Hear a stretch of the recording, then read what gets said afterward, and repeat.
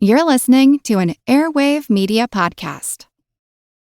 Freedom is all about choices, and while there is only one Jeep brand, you have the freedom to choose from an epic lineup of Jeep brand vehicles. Hit the trails with the versatile classic, the Jeep Gladiator, or experience the wild and style with the sophistication and comfort of the Jeep Grand Cherokee or Jeep Grand Cherokee 4xE.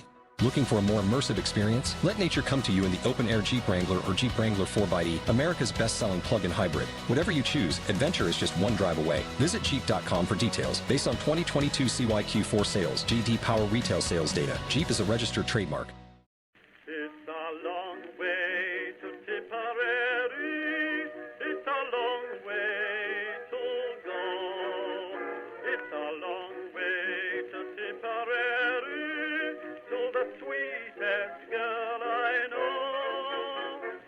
Goodbye, Piccadilly. Farewell, Leicester Square. It's a long, long way to Tipperary, but my heart's right there. Hello everyone, and welcome to History of the Great War episode 164. This week, I would like to thank everyone who has left a review for this show on iTunes. Even though the iTunes podcasting monopoly is slowly decaying, it is still by far the most popular method of listening to the show, and reviews there help us find new listeners. If you haven't left a review for the podcast on iTunes or wherever you listen that may also allow reviews, you can really help the show out by leaving one today. I would also like to thank, everyone. This is the 4-year anniversary of the podcast. The first episode was released 4 years ago. And without all of you, everyone listening, everyone who has supported the show through donations or Patreon, has followed the show on Facebook or Twitter, or sent emails, or just listened, thank you. And hopefully we can continue this thing into the future. For those who may be wondering what the future is, well, I'll be prepared to answer that question here in a few episodes when we do some more listener questions, so you'll just have to wait. This episode continues our series on the German spring offensives of 1918, and after the first two attacks, Michael and Georgette, that targeted the British, their third effort would be in the south. This meant an attack against the French, and it would have the codename Blücher-Yorck. This offensive would once again push the Allies to a point of crisis, which would result in further changes to both the command structure at the highest levels and would prompt greater participation from the Americans. It would also be the last German attack that would see any kind of real success, even though they would launch 2 more before they were done for the war. After the relative failure of Georgette, the Germans wanted to continue the attack, and Ludendorff believed that Flanders was still the decisive theater. But there were now a lot of French and British troops which had shifted north first to meet Michael and then Georgette. Because of the shift, Ludendorff would look south and activate Operation Blücher-Yorck, which was once again an attempt to pull reinforcements, this time primarily French reinforcements, back to the south. This was the goal of the attack, at least in theory. But on the German side, there was some disagreement about what Blücher-Yorck was actually designed to accomplish.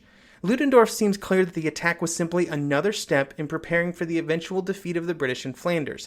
In his post-war accounts, Ludendorff says that the attack was designed to keep the initiative on the German side, to use up more Allied forces in general, and to pull those troops south, and to get some rest for the German troops in the north so that they could be used for another attack in the future.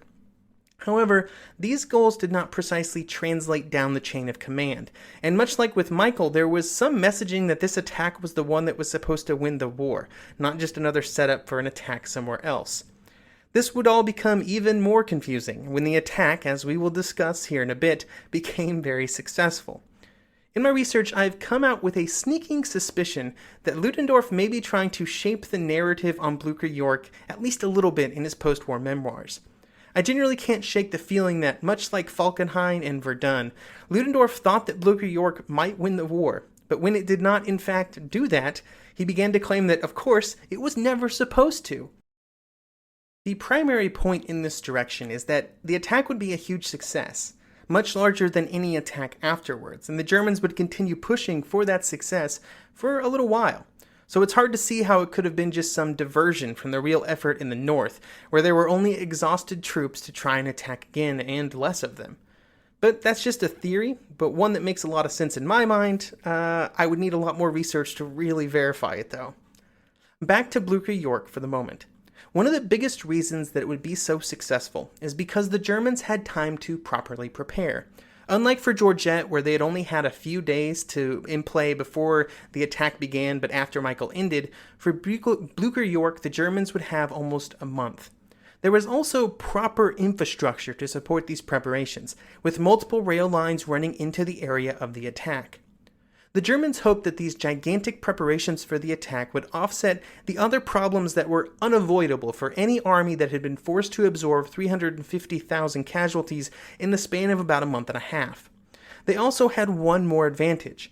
They would start the attack on the Chemin des Dames, and then shift to the area around Noyon, which meant that they would be advancing towards Paris. And for the Germans, nothing felt as good as advancing towards Paris. For the first time in 1918, the French would be the primary target for the German attacks, which was a situation they had been preparing for since 1917.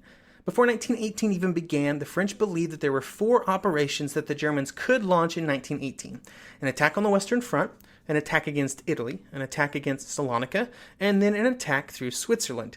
Now, the Swiss operation is interesting. They were basically concerned that the Germans would create another Belgium situation, only in the south. Then once they were through Swiss territory, the Germans would attack both Italy and France. As far as I know, this was never a real option that the Germans seriously considered. I do find it interesting that the French were so concerned about it, though. While the French could not know exactly what the Germans were going to do, Pétain believed that it was critical that the British and French prepare to weather the coming storm as well as possible. This would hopefully allow the Italians to recover from Caporetto and for the Americans to continue to arrive in ever greater numbers. He also, of course, believed that it was critical that the French army improve its defenses. He would also begin pushing for the French to adopt the defense in depth that all of the other armies on the Western Front had already begun using. To this end, he published 2 different documents to instruct his armies on how to implement these new defensive arrangements, and these were called the Defense Actions of Large Units in Battle and the simple Directive No. 4. The defenses outlined in these 2 documents were very similar to what the Germans were doing, and what the British were trying to do, and because of this similarity, I won't really describe them here. While this was a smart move, Pétain had issues getting his commanders on board. Many of the French generals were very concerned about losing more French territory. Any French territory, really, even if it was just temporary. This meant that Pétain would spend months trying to get his generals on board and never really succeeding. While at times Pétain could not force his generals to do some things, what he could do was prepare for the German attack by himself, and that meant pulling a large group of reinforcements, roughly about 39 divisions, into reserve at the start of the year. This reserve gave him the power to react to a German attack, and also gave him the ability to keep other French divisions fully manned by disbanding divisions from this reserve to send men to other units. This helped reduce the effects of the French manpower problems in early 1918. Pétain was doing good stuff there, but I don't want to paint too rosy of a picture about the French situation. They were having serious manpower problems that were only going to get worse as the year continued. The more pessimistic French estimates said that the French army would have to disband 25 divisions before the end of the year just to keep the other divisions at a reasonable strength. Even with these problems, when the British were attacked, the French were called upon to send divisions north to assist, and they answered that call quite well. By the time that the German attacks on the Chemin des Dames were launched during Blücher York, of the 103 divisions that the French had on the Western Front, 45 of them were north of the River Oise. This meant that the majority of the French front, from about Noyon to Switzerland, was held by just 60 divisions. Now, that doesn't mean a whole lot to me, so I have some better numbers here. In terms of density, this meant that from the river to the North Sea, there was British, French, and Belgian divisions, and there was one for every 4 or 5 kilometers of front, and then another division in reserve for every 6 kilometers of front. To the south, though, all the way to Switzerland, there was one division for every 12 kilometers of front, and then a reserve for every 23. So that's one for every 4.5, with one in reserve for every 6, or one divisions for every 12 kilometers, and one in reserve for every 23. All of this combined just pointed to the fact that the French were spread very thin. and that most of the reserves that Pétain had built up to meet the German attack were now in the north. This also made Pétain very concerned, but he did not get much assistance from Foch in addressing these concerns. Foch was just as focused on the north as the British were, and on top of this focus he was already planning for offensives.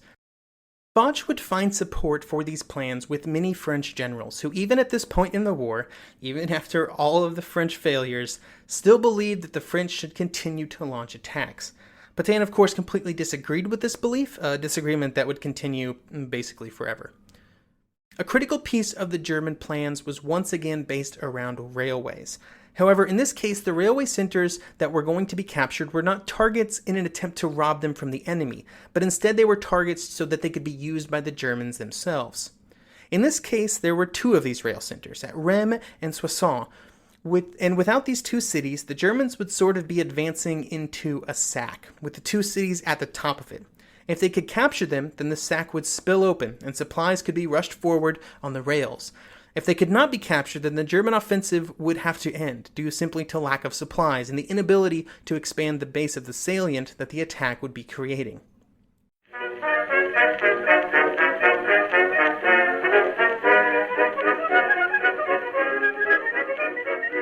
The one truth about human history is that change is inevitable. But the one thing that has never changed is that humans need food to survive. There are many ways to get that food, but one of the easiest ones is Factor. Factor delivers ready-to-eat meals right to your door. All you have to do is heat them up and dig in.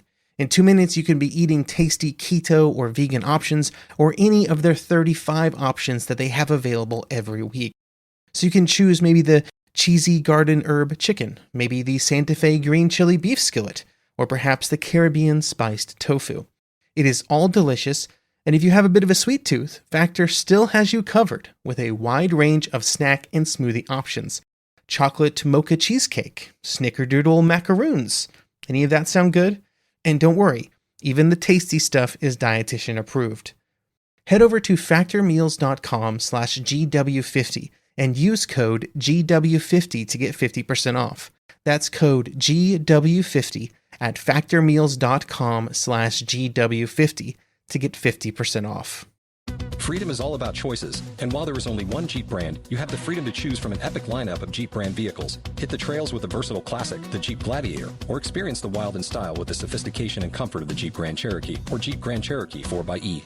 Looking for a more immersive experience? Let nature come to you in the open-air Jeep Wrangler or Jeep Wrangler 4xe, America's best-selling plug-in hybrid. Whatever you choose, adventure is just one drive away. Visit Jeep.com for details. Based on 2022 CYQ4 sales, JD Power retail sales data. Jeep is a registered trademark.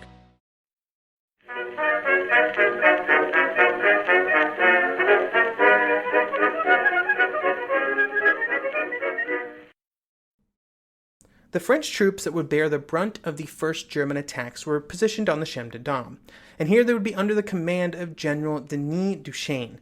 And Duchesne had made some, quite frankly, bad decisions. Back near the end of 1917, Pétain had instructed his generals to construct a defense in depth. However, Duchesne was not one of the generals that decided to follow this direction. This objection was based on two primary reasons, at least in his mind.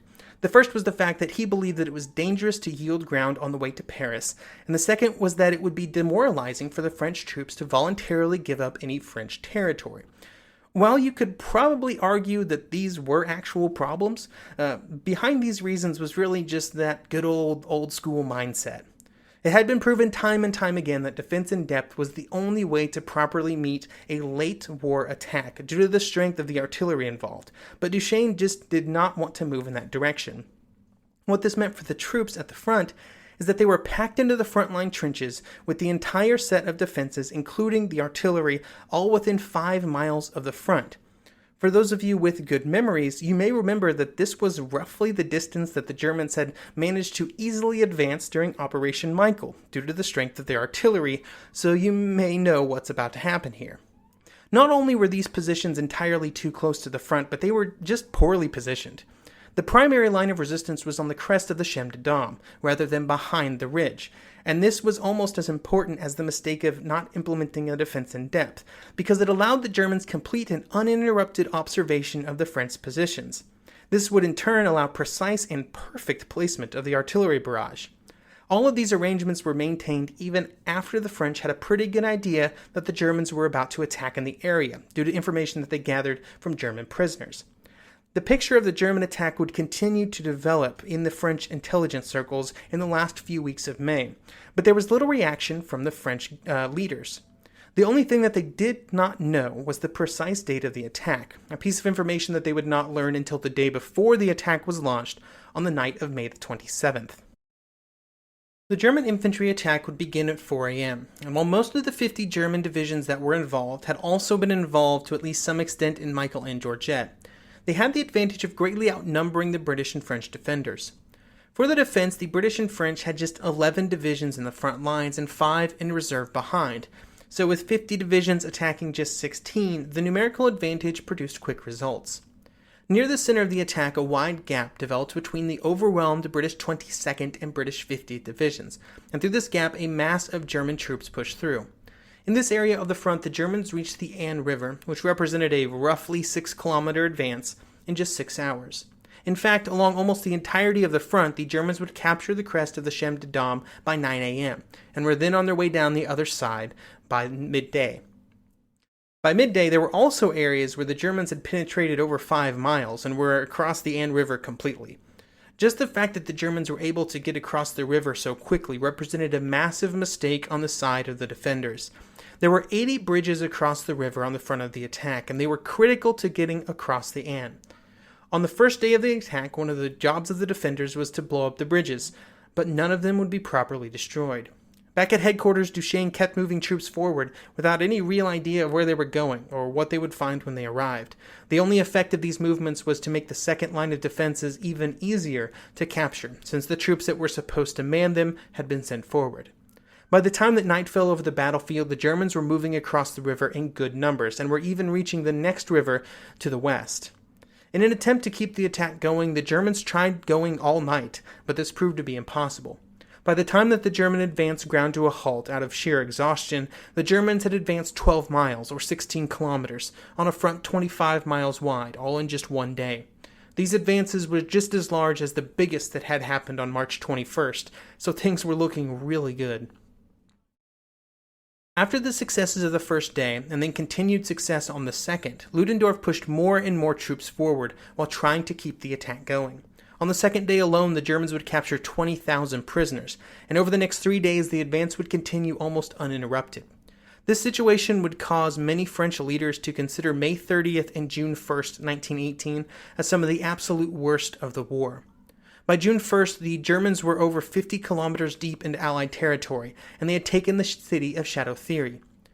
On that same day, Pétain would write to Foch and say, "Since May 27th, the battle has absorbed 37 divisions, including 5 British. 17 of these divisions are completely exhausted, and of these 2 or 3 may not be able to be reconstituted.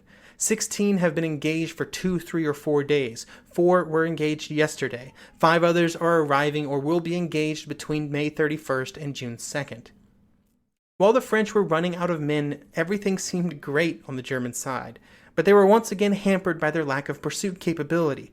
They had once again punched a huge hole in the line, but they were having a hard time capitalizing on it. With the French front in such disarray, Pétain blamed Foch. Over the previous month, so many troops had been moved from the south to the north that now Pétain said that Foch had robbed him of the resources to stop the German attack. For his part, Foch almost immediately ordered 2 armies to be moved back south, and while these troops were on the move, far more drastic options were being considered by the French leaders. One idea included abandoning all of northern France and placing the new line of resistance on the River Somme. Another, less drastic plan involved abandoning smaller but still very large swaths of Belgium and northeast France so that more troops could be brought south to defend Paris. Pétain even ordered the French commanders in the north to start determining evacuation routes, just in case it became necessary. To say things were looking grim would be an understatement. On June 1st, there was a meeting of the Supreme War Council, and it was apparently quite a lively one with several very important topics discussed. One of these topics was the idea of having the Americans shift some of their shipping from America, and instead of sending an entire set of men and materiel needed for an army, which included a lot of non-combat personnel, they should instead just send infantry, just people that can hold a gun. Pershing initially resisted this idea, but eventually agreed to shift most of the American shipments in June and July to just focus on combat troops. Pershing was concerned that this would reduce the ability of the Americans to operate independently, and he was totally correct. By skipping so many personnel used for logistics and support of the army, the AEF would eventually feel the pain by not having the required men to support the troops at the front. While the French and Americans were scrambling to get things together, the Germans launched several more attacks in the first week of June. Many of these were stopped without too many German gains, but by the time that they had launched their final attacks, the Germans were just 60 kilometers from Paris. As the German troops got closer and closer to Paris, the allure of the city pulled them harder and harder.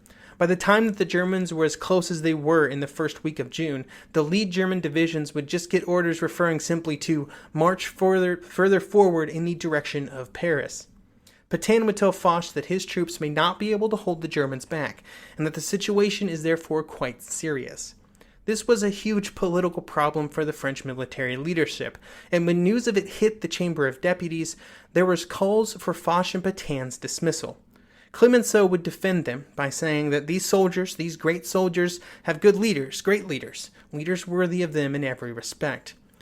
While they would both keep their jobs, just the idea that the Chamber of Deputies was discussing possible dismissal of the two highest-ranking military officers in France goes to show how much panic was running through the streets of Paris. Before we move too far forward, we need to talk about the contribution of American troops to the battle in the first days of June. Most of our discussion so far has been wrapped around the number of Americans in Europe and the fact that there was more arriving every day, but their effect on the other armies in the war was beyond just simple headcount. Here is one French officer who would describe the Americans that arrived at the front. Quote, "The spectacle of this magnificent youth from across the sea, these youngsters of 20 years with smooth faces radiating strength and health in their new uniforms had an immense effect." End quote. The 2nd and 3rd American divisions would be the first to arrive at the front to meet the German attack. The first troops to arrive would be a machine gun battalion, which arrived at Château Thierry late on May the 31st. They were instrumental in halting the initial German attacks, and as more troops arrived in the following days, they would hold the line against repeated German efforts to get the advance moving again. Once the Americans had arrived, they would continue to fight in the areas around Château Thierry for a week. The most famous of these units would be the Brigade of the Marine Corps, which would fight in Belleau Wood, starting on June the 4th. This confrontation would be etched into the legend of the Marine Corps, with Captain Lloyd Williams providing perhaps the most iconic quote for an American officer during the entire war.